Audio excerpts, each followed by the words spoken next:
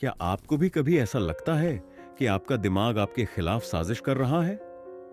कोई खतरा नहीं, फिर भी दिल तेज धड़क रहा है। कोई बड़ी गलती नहीं हुई, फिर भी ऐसा महसूस हो रहा है जैसे सब कुछ बर्बाद होने वाला है। एक छोटी सी बात आपके दिमाग में घंटों, दिनों या हफ्तों तक गूंजती रहती है और आप चाहकर भी इसे रोक नहीं सकते। क्यों आपका ही दिमाग आपको बेवजह डर और चिंता के दलदल में धकेलता रहता है? क्यों बार बार वही निगेटिव सोचें दोहराई जाती हैं? और सबसे बड़ा सवाल, क्या इसे बदला जा सकता है? अगर हां, तो कैसे? यही सवाल इस किताब का केंद्र बिंदु है, rewire your anxious brain by Nick Trenton.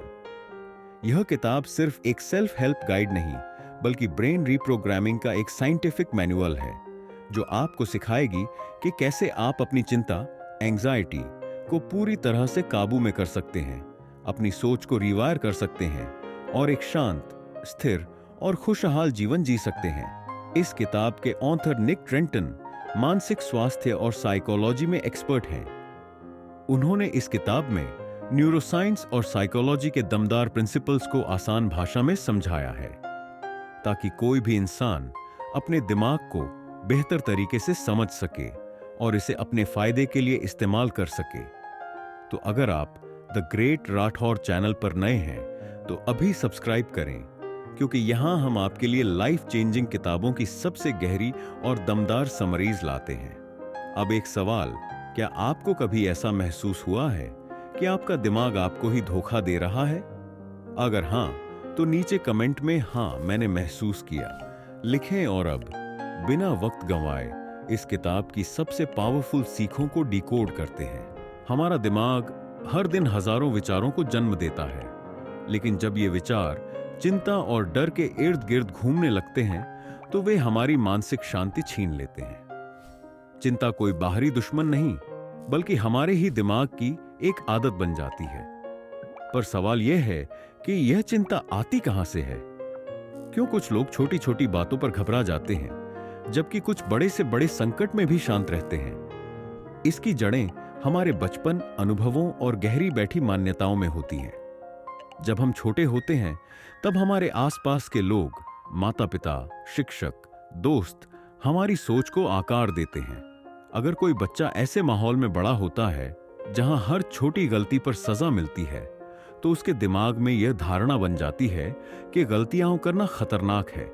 यही धारणा बड़े होकर उसकी चिंता का कारण बन सकती है। जब भी उसे लगेगा कि वह कोई गलती कर सकता है, उसका दिमाग खतरे का सिग्नल भेजेगा और वह चिंता से भर जाएगा। इसी तरह अगर कोई इंसान बार बार असफलता का अनुभव करता है, तो उसका दिमाग उसे भविष्य में भी असफलता की आशंका से डराने लगता है।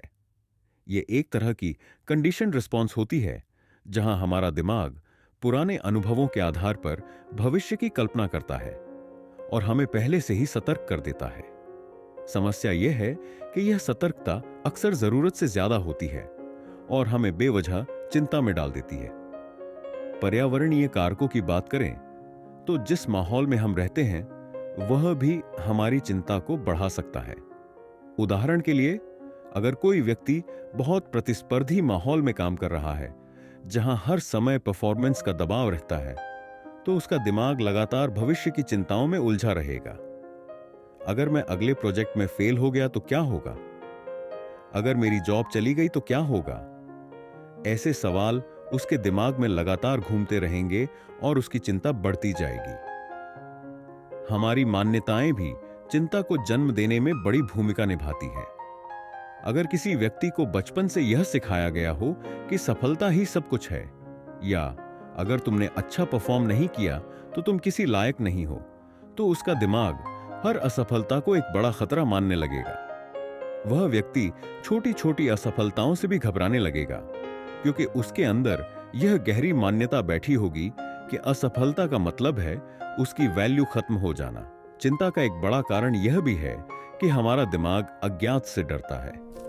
जब हमें यह नहीं पता होता कि भविष्य में क्या होने वाला है, तो हमारा दिमाग सबसे बुरे परिणामों की कल्पना करने लगता है। यह एक डिफेंस मैकेनिज्म है जो हमें संभावित खतरों से बचाने के लिए विकसित हुआ है। लेकिन आधुनिक दुनिया में जहां वास्तविक शारीरिक खतरे कम हैं, यह मैकेनिज्म उल्टा हमारे खिलाफ काम करने लगता है। इसका मतलब यह नहीं कि चिंता को खत्म नहीं किया जा सकता। सबसे पहला कदम है इसकी जड़ों को समझना, क्योंकि जब हमें यह पता चल जाता है कि चिंता आती कहां से है, तब हम इसे काबू में रखने के लिए सही कदम उठा सकते हैं। हमारी भावनाएं हमारे जीवन का अभिन्न हिस्सा है। जब हम खुश होते हैं तो दुनिया रंगीन लगती है, और जब दुखी होते हैं तो सब कुछ फीका पड़ जाता है। लेकिन असली चुनौती तब आती है जब हमें कठिनाइयों का सामना करना पड़ता है। ऐसे समय में हमारी भावनाएं बेकाबू हो सकती हैं। गुस्सा, चिंता, निराशा, डर, ये सभी मिलकर हमें कमजोर महसूस कराते हैं। यही कारण है कि भावनाओं का समायोजन यानी उन्हें संतुलित करना बेहद जरूरी हो जाता है। यह क्षमता हमें विपरीत परिस्थितियों में भी मानसिक रूप से मजबूत बनाए रखती है। भावनाओं को संतुलित करने का पहला कदम उन्हें स्वीकार करना है। अक्सर लोग अपनी नकारात्मक भावनाओं से बचने की कोशिश करते हैं। अगर वे दुखी होते हैं तो खुद को जबरदस्ती खुश दिखाने की कोशिश करते हैं। अगर उन्हें डर लग रहा होता है तो वे उसे नकारने लगते हैं। लेकिन इससे समस्या और बढ़ जाती है। जब हम अपनी भावनाओं को दबाते हैं तो वे भीतर ही भीतर इकट्ठी होती रहती हैं और एक दिन अचानक फूट पड़ती हैं। इसीलिए जब भी कोई भावना आए, चाहे वह गुस्सा हो, डर हो या निराशा, तो उसे समझने की कोशिश करें। खुद से पूछें, मैं ऐसा क्यों महसूस कर रहा हूं? जब आप अपनी भावनाओं को पहचानने और स्वीकार करने लगते हैं तो वे अपना प्रभाव खोने लगती हैं। दूसरा कदम है अपनी सोच पर नियंत्रण रखना। कठिनाइयों के समय हमारा दिमाग बार बार नकारात्मक विचारों को दोहराने लगता है। हम बार बार सोचते हैं कि अगर मैं फेल हो गया तो, या अगर सब कुछ गलत हो गया तो। इस तरह की सोच हमारी भावनाओं को और अस्थिर कर देती है। इसे रोकने के लिए हमें अपनी सोच को चुनौती देनी चाहिए। जब भी कोई नकारात्मक विचार आए तो खुद से सवाल करें, क्या यह सच में इतना बुरा है जितना मैं सोच रहा हूं? ज्यादातर मामलों में हमारा दिमाग चीजों को बढ़ा चढ़ाकर दिखाता है। जब हम अपनी सोच को एक तर्कसंगत दिशा में मोड़ते हैं तो हमारी भावनाएं भी संतुलित होने लगती हैं।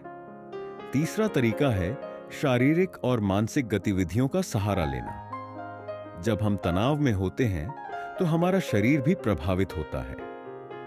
दिल की धड़कन तेज हो जाती है, मांसपेशियां कठोर हो जाती हैं और सांसें उथली हो जाती हैं। ऐसे में रिलैक्सेशन टेक्निक्स जैसे गहरी सांस लेना, मेडिटेशन करना या हल्की एक्सरसाइज करना हमारी भावनाओं को स्थिर करने में मदद कर सकता है। जब हम अपनी बॉडी को रिलैक्स करते हैं तो हमारा दिमाग भी शांत होने लगता है। इसके अलावा हमें अपनी भावनाओं को सही तरीके से व्यक्त करना भी सीखना चाहिए। जब हम अपने दर्द, डर या गुस्से को सही तरीके से जाहिर नहीं कर पाते तो यह अंदर ही अंदर बढ़ता रहता है और एक दिन बड़े विस्फोट का रूप ले सकता है। किसी भरोसेमंद व्यक्ति से बात करना, अपनी भावनाओं को लिखना या कोई क्रिएटिव एक्टिविटी अपनाना जैसे पेंटिंग, संगीत या डांस हमें भावनात्मक रूप से बैलेंस रखने में मदद करता है। आखिरी और सबसे महत्वपूर्ण चीज है धैर्य रखना। भावनाओं को संतुलित करना कोई एक दिन में सीखी जाने वाली चीज नहीं है। यह एक लंबी प्रक्रिया है जिसमें समय लगता है। लेकिन अगर हम लगातार अपनी भावनाओं को समझने, स्वीकार करने और सही तरीके से व्यक्त करने की कोशिश करते रहें तो धीरे धीरे हम इस कला में माहिर हो सकते हैं। इसका सबसे बड़ा फायदा यह होगा कि हम कठिन से कठिन हालात में भी अपनी शांति और स्पष्टता बनाए रख पाएंगे। और यही एक सफल और संतुलित जीवन की असली कुंजी है। हमारा दिमाग एक ऐसी मशीन है जो लगातार सोचता रहता है, लेकिन जब यह सोच जरूरत से ज्यादा और नकारात्मक हो जाती है तो चिंता जन्म लेती है। चिंता हमें अनावश्यक रूप से परेशान करती है और बार बार वही बातें सोचने पर मजबूर कर देती हैं। इसे नियंत्रित करने के लिए मनोवैज्ञानिकों ने कई तकनीकें विकसित की हैं, जिनमें से एक सबसे प्रभावी तकनीक ABCDE विधि है। यह एक सरल लेकिन शक्तिशाली तरीका है जिससे हम अपनी सोच को व्यवस्थित कर सकते हैं और चिंता से राहत पा सकते हैं। ABCDE विधि में 5 चरण होते हैं। पहला चरण A, अद्विता यानी विपत्ति को पहचानना है। जब भी हमें चिंता होती है तो उसका कोई ना कोई कारण जरूर होता है। यह कारण बड़ा हो सकता है, जैसे नौकरी खोने का डर, या छोटा हो सकता है, जैसे किसी से बातचीत में हुई असहमति। जब हम स्पष्ट रूप से यह पहचान लेते हैं कि वास्तव में हमें चिंता किस बात की हो रही है, तो आधी समस्या हल हो जाती है। अधिकतर लोग बस तनाव महसूस करते हैं, लेकिन यह नहीं समझते कि उसकी असली जड़ क्या है। इसलिए जब भी आप बेचैन महसूस करें, तो खुद से पूछें कि मुझे चिंता किस बात की है। दूसरा चरण बी, बिलीफ, यानी हमारी मान्यता है। हर समस्या को लेकर हमारा एक नजरिया होता है, और यही नजरिया यह तय करता है कि हम उसे कैसे अनुभव करेंगे। उदाहरण के लिए, अगर किसी को परीक्षा में कम अंक मिलते हैं, तो वह दो तरह से सोच सकता है। पहली सोच यह हो सकती है कि मैं नाकाम हूं और मुझसे कुछ नहीं होगा। दूसरी सोच यह हो सकती है कि इस बार अच्छे अंक नहीं आए, लेकिन मैं अगली बार बेहतर तैयारी कर सकता हूं। दोनों में फर्क यही है कि पहली सोच नकारात्मक है और दूसरी सोच समस्या समाधान पर केंद्रित है। जब हम अपनी मान्यताओं को पहचानते हैं, तो हमें यह समझ में आने लगता है कि असली समस्या हमारी परिस्थिति नहीं, बल्कि उसे देखने का हमारा तरीका है। तीसरा चरण सी, परिणाम, यानी परिणाम है। हमारी मान्यता का हमारे मन और व्यवहार पर सीधा प्रभाव पड़ता है। अगर हमारी मान्यता नकारात्मक होगी, तो हम खुद को और अधिक तनाव में डालेंगे, आत्मविश्वास खो देंगे और आगे बढ़ने की हिम्मत नहीं करेंगे। लेकिन अगर हम अपनी सोच को सकारात्मक रखें, तो हम समाधान ढूंढने की कोशिश करेंगे और चिंता से बच सकेंगे। इसलिए जब भी कोई नकारात्मक विचार आए, तो यह देखें कि यह विचार आपको कैसे प्रभावित कर रहा है। क्या यह आपको शक्तिशाली बना रहा है या कमजोर कर रहा है?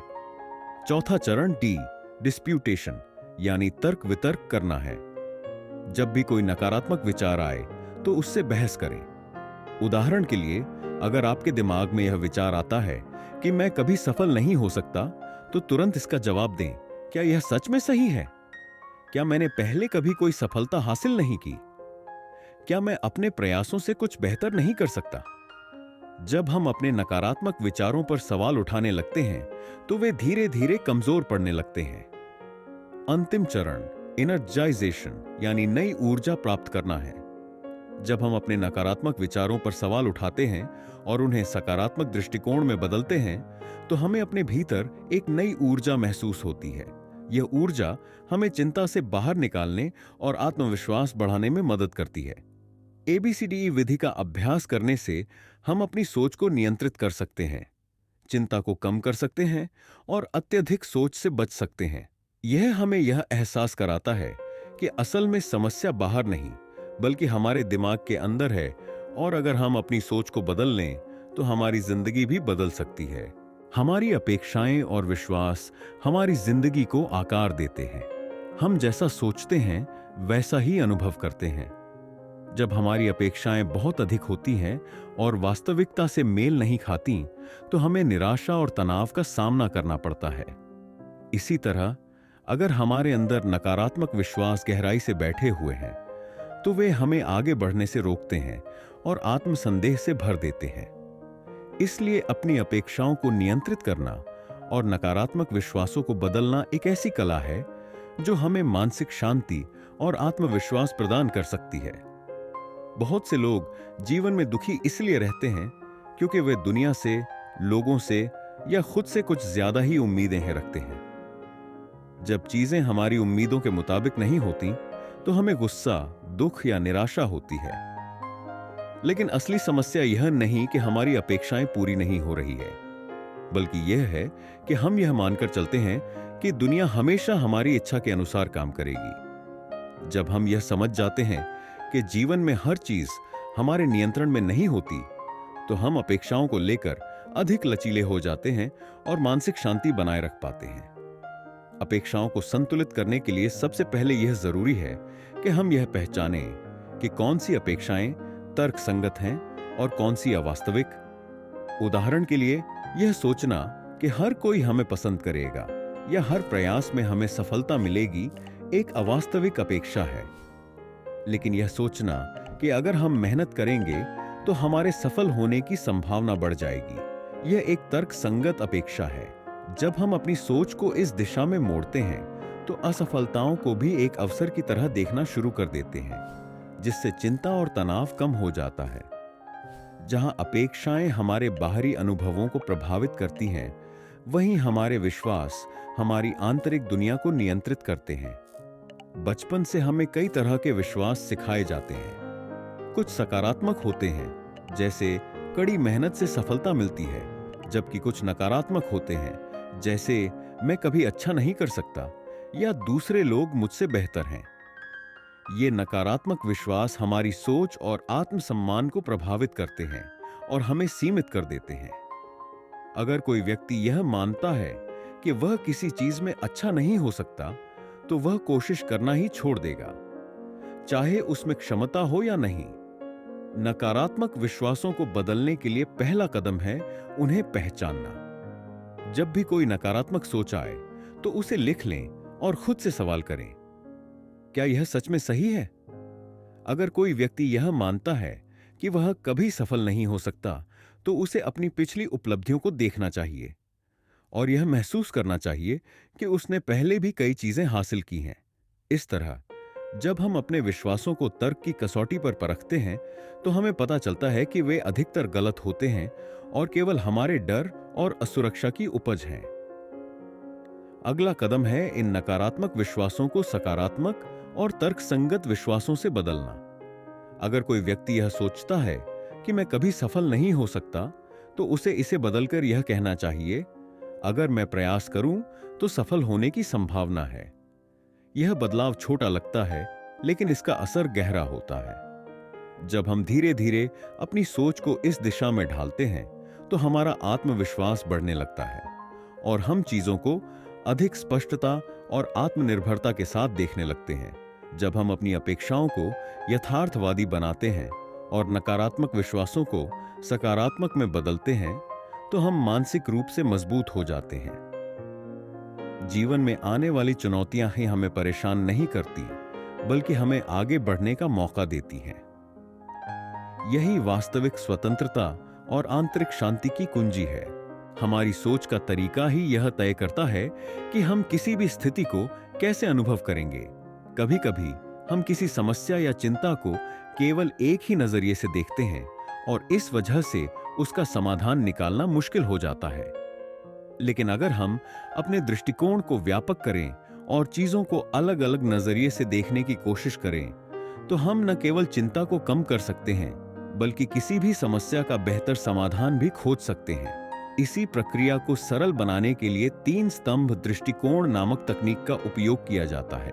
यह तकनीक हमें यह सिखाती है कि किसी भी स्थिति को केवल एक ही नजरिए से देखने के बजाय 3 अलग अलग नजरियों से देखें। वैयक्तिक दृष्टिकोण, बाहरी दृष्टिकोण और तटस्थ दृष्टिकोण। पहला तरीका है चीजों को व्यक्तिगत रूप से देखना। जब हम किसी समस्या का सामना करते हैं, तो हमारा पहला स्वाभाविक दृष्टिकोण यही होता है कि हम इसे अपने दृष्टिकोण से देखें। उदाहरण के लिए, अगर किसी के साथ बहस हो जाती है, तो वह यही सोचेगा कि मुझे गलत समझा गया, मेरी भावनाओं को चोट पहुंची या मुझे इस स्थिति में गुस्सा आ रहा है। इस दृष्टिकोण में हमारा ध्यान पूरी तरह से अपनी भावनाओं और विचारों पर केंद्रित होता है। यह जरूरी है क्योंकि इससे हमें अपनी भावनाओं को समझने और स्वीकार करने में मदद मिलती है। लेकिन समस्या तब होती है जब हम सिर्फ इसी नजरिए तक सीमित रह जाते हैं। अगर हम चीजों को केवल अपने दृष्टिकोण से देखते हैं, तो हम अक्सर नकारात्मकता में फंस जाते हैं और सही समाधान तक नहीं पहुंच पाते। दूसरा तरीका है बाहरी दृष्टिकोण अपनाना। इसमें हम खुद को एक तीसरे व्यक्ति की तरह देखते हैं, जैसे हम किसी और के अनुभव को देख रहे हों। अगर हम फिर से वही उदाहरण लें, तो इस दृष्टिकोण से हम यह सोच सकते हैं कि शायद दूसरे व्यक्ति की भी कोई वजह रही होगी। क्या मैंने भी कुछ ऐसा कहा जो गलत समझा गया? या अगर मैं उसकी जगह होता तो मुझे कैसा लगता? यह तरीका हमें सहानुभूति और समझ विकसित करने में मदद करता है। जब हम किसी समस्या को केवल अपनी भावनाओं से नहीं, बल्कि एक निष्पक्ष दृष्टिकोण से देखते हैं, तो हमें चीजें ज्यादा स्पष्ट दिखने लगती हैं और हम भावनात्मक रूप से अधिक संतुलित हो जाते हैं। तीसरा तरीका है तटस्थ दृष्टिकोण अपनाना। इसमें हम खुद को पूरी तरह से एक बाहरी पर्यवेक्षक की तरह देखते हैं, जैसे हम कोई फिल्म देख रहे हों और उसमें दो पात्रों के बीच बातचीत हो रही हो। इसमें न तो हम अपनी भावनाओं को हावी होने देते हैं और न ही किसी दूसरे व्यक्ति की तरफ झुकते हैं, बल्कि हम पूरी स्थिति को एक निष्पक्ष दृष्टिकोण से देखने की कोशिश करते हैं। अगर हम इस नजरिए से सोचें तो हमें यह महसूस हो सकता है कि यह सिर्फ दो लोगों के बीच विचारों का टकराव था। इस स्थिति से क्या सीखा जा सकता है, या क्या यह समस्या उतनी बड़ी है जितनी मैं इसे महसूस कर रहा हूं? जब हम इस स्तर पर पहुंच जाते हैं तो हम तनाव से मुक्त हो जाते हैं और हमें समाधान ज्यादा स्पष्ट दिखने लगता है। तीन स्तंभ दृष्टिकोण हमारी सोच को संतुलित करता है और हमें चिंता और अत्यधिक सोच से बाहर निकालता है। जब भी हम किसी समस्या में फंसे हुए महसूस करें तो हमें इन तीन दृष्टिकोणों से चीजों को देखने की कोशिश करनी चाहिए। इससे हमारी भावनाएं संतुलित होंगी, हम दूसरों को बेहतर समझ पाएंगे और हम किसी भी समस्या का समाधान शांत और तर्कसंगत तरीके से निकालने में सक्षम होंगे। अधिकतर लोग चिंता को एक कमजोरी या समस्या के रूप में देखते हैं, लेकिन क्या हो अगर चिंता को एक सुपर पावर में बदला जा सके? चिंता अपने आप में न तो अच्छी होती है और न ही बुरी। यह बस हमारे दिमाग की एक स्वाभाविक प्रतिक्रिया है जो हमें संभावित खतरों और जोखिमों से बचाने के लिए विकसित हुई है।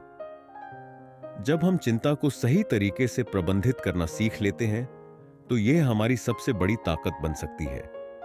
चिंता हमें सतर्क बनाती है, चीजों को अधिक गहराई से सोचने की क्षमता देती है और हमें अपने लक्ष्यों को प्राप्त करने के लिए प्रेरित करती है।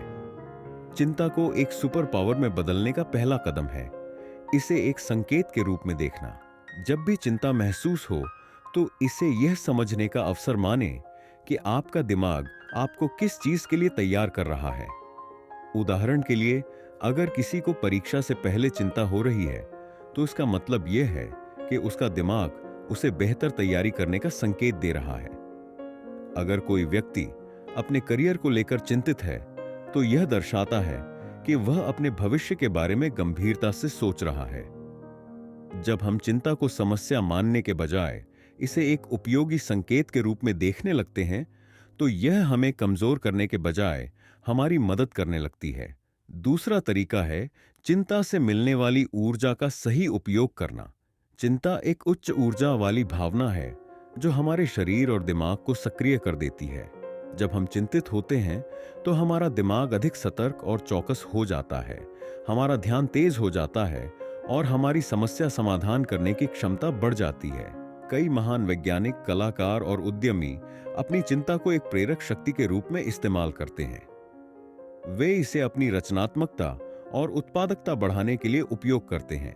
जब भी चिंता महसूस हो तो इसे अपने काम में झोंक दें, एक योजना बनाएं, कोई रचनात्मक कार्य करें या अपनी रणनीति में सुधार करें। इस ऊर्जा को बेकार घबराने में न गंवाकर इसे एक सकारात्मक दिशा में मोड़ें।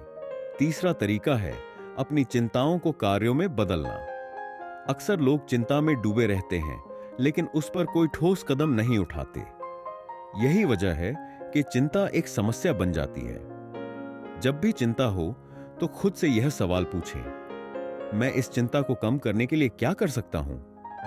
अगर आप किसी प्रोजेक्ट की समय सीमा को लेकर चिंतित हैं तो तुरंत एक कार्य योजना बनाकर उस पर काम शुरू करें। अगर आप अपने स्वास्थ्य को लेकर परेशान हैं तो एक हेल्दी रूटीन अपनाएं। जब चिंता को एक्शन में बदला जाता है तो यह एक समस्या नहीं बल्कि समाधान का हिस्सा बन जाती है। आखिरी और सबसे महत्वपूर्ण तरीका है चिंता को एक सीखने के अवसर के रूप में देखना। हर बार जब हम चिंता का अनुभव करते हैं तो यह हमें खुद के बारे में कुछ नया सिखाने का मौका देती है। यह हमें यह समझने में मदद करती है कि हमारे डर कहां से आ रहे हैं, हम किन चीजों को लेकर असुरक्षित महसूस करते हैं और हमें किस दिशा में सुधार करने की जरूरत है। जब हम इसे आत्म जागरूकता के एक साधन के रूप में इस्तेमाल करते हैं तो यह हमें मानसिक रूप से और भी मजबूत बना देती है। इसलिए चिंता को अपने जीवन में एक कमजोरी के रूप में देखने के बजाय इसे अपनी ताकत बनाने की कोशिश करें। यह आपकी सतर्कता, रचनात्मकता, ऊर्जा और आत्म सुधार का एक शक्तिशाली उपकरण हो सकती है। जब आप इसे सही तरीके से नियंत्रित करना सीख लेंगे, तो यही चिंता आपको दूसरों से अलग और बेहतर बना सकती है। चिंता एक बाधा नहीं, बल्कि एक संकेत है, एक संदेश जो हमें बताता है कि हमें कहां सुधार करने की जरूरत है, कहां सतर्क रहने की जरूरत है और कैसे अपनी ऊर्जा को सही दिशा में लगाना है। अगर हम इसे एक समस्या की तरह देखेंगे तो यह हमें कमजोर कर देगी, लेकिन अगर हम इसे अपनी ताकत बना लेंगे तो यही चिंता हमें दूसरों से आगे निकाल सकती है। इस वीडियो में हमने जाना कि चिंता को समझना, उसे नियंत्रित करना और उसे अपनी सुपर पावर में बदलना कैसे संभव है। अब आपके लिए एक सवाल, आप अपनी जिंदगी में किस चीज को लेकर सबसे ज्यादा चिंता महसूस करते हैं और इस चिंता को कैसे एक ताकत में बदल सकते हैं? नीचे कमेंट में जरूर बताइए।